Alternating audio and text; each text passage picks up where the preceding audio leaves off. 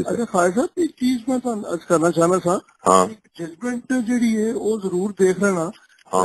7 member judgement है और जी अपना सो मोटो है नंबर 4 of 2010 रिपोर्टेड है sir A 7 member judgement 2012 Supreme Court page 553 उत्ते। अच्छा जी ठीक है ना जी, मैं देख लेना जो भी वकील तला कर रहे कहना जरा देख लेना कि भी अगर चलो बार तुम पढ़ोगे तो मैं वो भी देख लीती है जजमेंट जी 7 ਮੈਂਬਰ ਬੈਂਚ ਹੈਗੀ ਹੈ ਜਿਹਦੇ ਚ ਉਹਨਾਂ ਨੇ ਕਿਹਾ ਕਿ ਜਦ ਤੱਕ ਐਕਟ ਨਹੀਂ ਬਣਦਾ ਉਹਦਾ ਤੁਸੀਂ ਜਿਹੜਾ ਗੌਰ ਨਾਲ ਪੜੋ ਤੇ ਉਹਦਾ ਕਲਾਸ 3 ਮੈਂ ਹੈਡ ਨੋਟ ਤਾਂ ਲਿਖੇ ਤੇ ਉੱਥੇ ਉਹਨਾਂ ਨੇ ਰਸਤਾ ਵੀ ਦਿੱਤਾ ਹੋਇਆ ਉਹ ਮੈਂ ਤੁਸੀਂ ਦੇਖ ਲੈਣਾ ਮੇਰਾ ਜੀ ਸਰ ਮੈਂ ਦੇਖਿਆ ਹੈ ਉਹ ਵੀ ਸਾਡੇ ਕੋਲ ਵੇ ਆਊਟ ਹੈ ਉਹ ਵੇ ਆਊਟ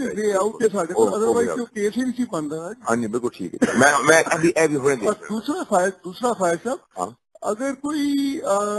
बंदा तैयार हो मुनीर अहमद खान वाले इस्तेमाल कर लो, कंटेम्प्ट ऑफ कोर्ट का बिल्कुल क्लियर केस है ਉਹ ਵੀ ਹੋ ਰਹੀ कंटेम्प्ट ऑफ कोर्ट का केस है